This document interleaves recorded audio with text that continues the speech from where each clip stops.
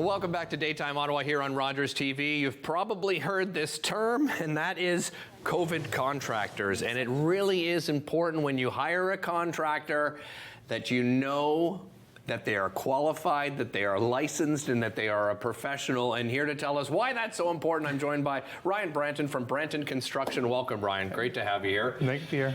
This isn't something new. I mean, I mentioned the term COVID contractors, but we've seen this issue come up time and time again, and you've just, you're just actually redoing a renovation, right? And you've documented this. Tell me about this particular reno. So basically, we met Liz is her name, and she needed a bathroom done. She had some work done in her basement. She was having issues with the plumbing, there was backups and stuff like that. Okay. So she gave us a call, which, our phone is ringing a lot with these type of stories, right? We call them pandemic contractors, right? Like the people just to go in, they're gonna make a quick buck because everyone wants to renovate their home, right? So we went in and we took a look at what the other contractor has done, and we knew right away that things weren't good. So what did you see right away that we wouldn't see? Right? No. So like when we go in and we're looking, like this was a basement, right? So they added a bathroom in a basement, right? We want to make sure like the electrical is up to code. And one of the things that I look for right away would be the use of a GFI, like a ground fault interrupter near the faucet. Is that this here? That's that guy right there. So it has the buttons on it. If it gets wet or anything like that, it cuts the so you don't get electrocuted, right? That's about $20, $25, right? Okay. These guys that use something like this, which is just a regular outlet, they're like $2. Okay. Right? So they're like, Right. So it tells me when I see stuff like that an electrical licensed contractor didn't do it. He's not going to risk his license to save, a few bucks, right? Right. Whereas the home client, the client didn't really know.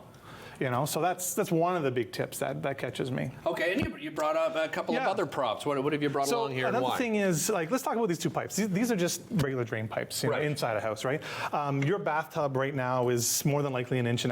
A lot of the drains are 1.5 inches. Your vanity would be 1.5 inches. Okay. We have our clients that go out and they buy these wonderful shower faucets with the waterfalls and the jets and all of that, right? It's great stuff. Well, if you can use two things at the same time, so a jet and a shower head, so it's not just a standard tub, we're required by code to up the size. Oh, really? Yeah, to 2 inch, right? So this is something that when I go in and I look at a shower and I see it's, maybe the tiling job is really bad or whatever, I have to figure out how far do I have to bring this back to make it code. Right. In Liz's case, we had to jackhammer the whole basement and start right over from scratch. But you can see this pipe fits inside of there, and it's because it's the flow of the volume of water, right? More water, more flow. So yeah, of course. And the other thing that we really want to see when we're tiling and is the use of some sort of waterproof membrane. We don't want to be tiling on drywall. Right, so we comment. I looked for this, and funny enough, in Liz's case, in that basement bathroom, he had used this.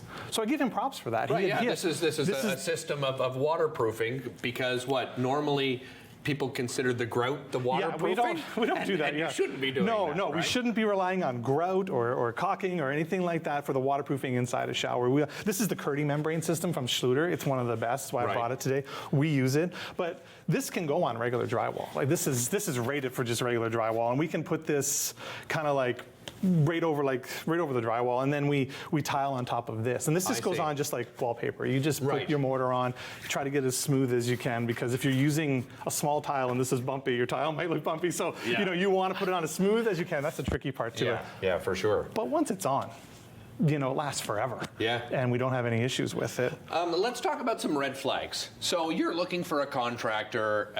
Obviously, you want to make sure that they're qualified. You want to make sure that they're licensed professionals. What are some red flags, though, that, if you're looking for one and you go, wait a minute, this guy or gal I shouldn't be using? Yeah. So what I always recommend is I want people to get to know me and my company before they sign a contract with us, right? So what I always say is you can always do the reference check. You can always say, can I talk to a previous client? Well, I'm going to give you the best client that I have. I'm going to give you the job that went absolutely perfect, that had no issues, right? For sure. But one of the things that I recommend is, why don't you talk to someone who we're in their house right now, we're renovating their bathroom, we're building their basement. Let's see how, talk to them, because it's fresh, right? And every renovation, no matter how good you are, there's going to be issues that we need to contend with and deal with. How is the contractor dealing with it?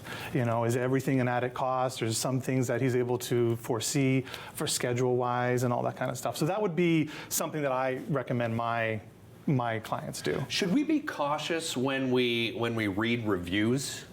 right? Like, because, I mean, it doesn't matter what industry it is, right? We don't know who those reviews are coming from. Yeah, so again, like there's a lot of online reviews, there's a lot of services, there's places that I attach to on my website where you can read our reviews. But when we're looking at a review, in my opinion, if it's always 5 out of 5, 5 out of 5 on every little tiny thing, I think to myself, wow, that must have been a good renovation, like awesome. And then you look at the next 5 and they're all 5 out of 5, I think, wow, okay, like you didn't mess up and get something dusty, ever. like, ever? Yeah, Right. I work in the dust business. Contracting, we create dust, we're loud, we're intrusive into the home, everything going perfect. So that would be one red flag, If it's always perfect, there's no issues, I'd be like, really? Where are the reviews? Is it a Google review that can be edited or something like that? Is it coming from a third party? Those are things. But picking up the phone and calling a client where I'm in the house right now, you're going to get so much more information than just reading a review. Yeah, great advice. I want to switch gears here, talk a little bit about your company for a moment, because I know you've partnered up with Habitat for Humanity. Tell me about that partnership. So basically when we did the last show, and you can go on our website and you can watch us kind of the documentary of us filming, fixing this renovation. We use the Reuse It store and Habitat for Humanity to get material. Like, material's so expensive, right? And everyone, I mean, the cost of everything's gone up. It's crazy, right? Yeah. So what we've done this year is, for this next one, we're going to do another show. Okay. We're looking for Ottawa's ugliest bathroom. Nice. And we're going to renovate it and make it pretty, but we're going to do it on a budget. So we're going to go into the Reuse It store and Habitat for Humanity, they have so much stuff there. Oh yeah, it's a great spot. So they've agreed to kind of let us in. We're trying to get in the store when it's off hours so we can do some shooting with the camera and show, but there's so much stuff there.